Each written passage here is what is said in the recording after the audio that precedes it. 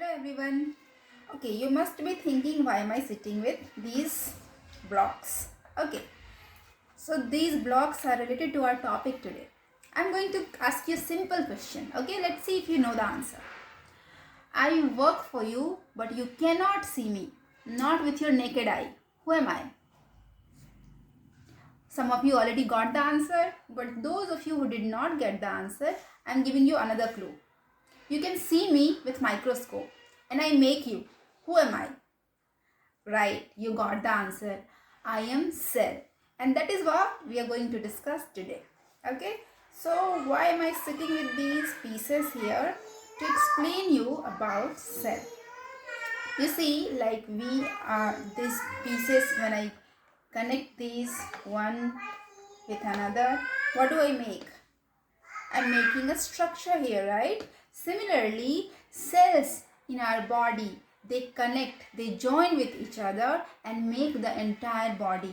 Every single thing on the earth, starting from teeny tiny bacteria to giant elephant, whale, snake, birds, fishes, every single living thing. Everything is made up of these small units called cell. So it is good, no? If it is okay if we call these units cell, right? So cell is called unit of life. Now you can understand why. Because these are the units that make us. So we're going to discuss a little more detail about it. To define cell, we call cell structural and functional unit of life. Again, so why is cell called structural unit of life? You see, the answer is right here. This structure, if I try to open it again, this structure was made up of these small units called cell. Similarly, a body is made up of cells. Okay, each and every structure of our body, our eyes, our hand, our bone, blood, muscles, skin, every single organ, every single living structure is made up of cell. So cell is called structural unit of life. Now we understand why. Do you know a very interesting thing? In the very first stage of our life, when we were in the beginning, when we were in the making, we were just one cell. We spent around half an hour in that one cell stage. Did you know that? Interesting, right? Okay, so moving on to the next point, that is cell is also called functional unit of life. Okay, why is cell called functional unit? We understood why cell is called structural unit, but now we'll try to understand why a cell is called functional unit of life. You see, what are the functions a living does? We eat, we digest food, we respire, we breathe, we excrete.